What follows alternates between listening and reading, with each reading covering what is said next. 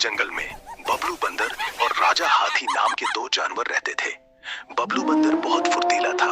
वो एक पेड़ से दूसरे पेड़ पर छलांग लगाने में माहिर था। वहीं राजा हाथी अपनी भारी काया और ताकत के लिए जाना जाता था। एक दिन जंगल के बीचों बीच दोनों में इस बात को लेकर बहस छिड़ गई कि हम दोनों में से सबसे अच्छा कौन है। बबलू बंदर ने हंसते हुए राजा हाथी से बोला, राजा भाई, तुम कितने धीमे और भारी हो। देखो मुझे, मैं पलक झपकते ही पेड़ की सबसे ऊंची टहनी पर पहुंच सकता हूँ। क्या तुम मेरी तरह फुर्तीले हो सकते हो? असली ताकत तो फुर्ती में है।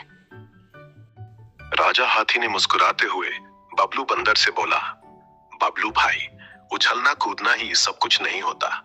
देखो, मैं बड़े बड़े पेड़ों को जड़ से उखाड़ सकता हूँ और भारी पत्थरों को हटा सकता हूँ। असली अच्छाई तो ताकत और सब्र में होती है। बबलू बंदर ने राजा हाथी से बोला, शक्ति का क्या फायदा अगर तुम ऊंचाई का आनंद ना ले सको। चलो एक मुकाबला करते हैं। जो उस पार वाली नदी के किनारे लगे सुनहरे आम के पेड़ से सबसे पहले फल तोड़ कर लाएगा, वही अच्छा माना जाएगा।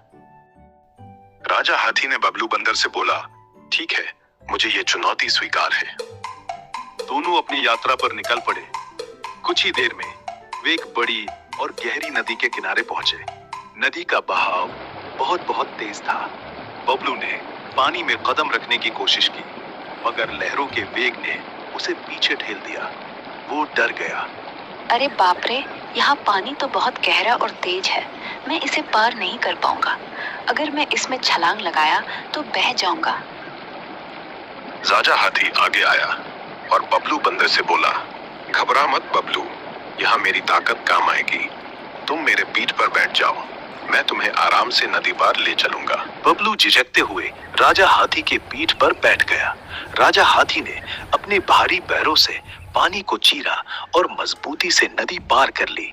बबलू को ऐसा लगा कि बिना राजा हाथी के वह नदी के पार नहीं जा सकता था। राजा हाथी और बबलू नदी पार करने के बाद वे सुनहरे आम के पेड़ के पास पहुंचे।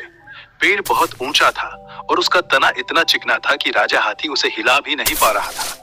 आम की टहनियां बहुत पतली थी, इसलिए राजा हाथी आम नहीं तोड़ सका। राजा हाथी ने कोशिश की कि वह अपनी सूंड से आम तोड़ ले, लेकिन आम बहुत ऊंचाई पर थे, इसलिए राजा हाथी आम नहीं तोड़ सका। राजा हाथी ने निराश होते हुए बबलू बंदर से बोला, दोस्त, मैं इन आमों तक नहीं पहुंच पा रहा हूँ। मेरी ताकत यहाँ काम नहीं आ रही। आम की टहनी बहुत ऊंची है और मैं इन आमों को नहीं तोड़ सकता हूँ। क्या तुम इन आमों को तोड़ सकते हो? बबलू बिजली की रफ्तार से पेड़ पर चढ़ा। वो पतली सी टहनी पर झूलता हुआ सबसे ऊपर पहुंच गया और उसने मीठे सुनहरे आम तोड़कर नीचे गिराना शुरू कर दिया। राजा हाथी ने अपनी सूंड से उन आमों को नीचे इकट्ठा किया। जब दोनों ने मीठे आमों का ढेर लगा दिया तो वे चुपचाप एक दूसरे को देखने लगे। अब उन्हें अपनी गलती का एहसास हो चुका था। बबलू बंदर ने राजा हाथी से बोला, भाई, मुझे माफ कर दो, मैं तुम्हारी ताकत का मजाक उड़ाया था। अगर तुम न होते तो मैं कभी नदी पार नहीं कर पाता। राजा हाथी ने बबलू से बोला, बबलू, अगर तुम नहीं होते तो मैं कभी इन मीठे आमों का स्वाद नहीं चख पाता। सच तो यह है कि न तुम बड़े हो न मैं छोटा हूँ। हम दोनों अपनी अपनी जगह अनोखे हैं। बबलू ने राजा हाथी से बोला, हाँ दोस्त, असली ताकत अकेले अच्छा बनने में नहीं है, बल्कि मिलकर काम करने में है। दोनों दोस्त एक दूसरे को गले लगाए और मीठे आमों का स्वाद चखा।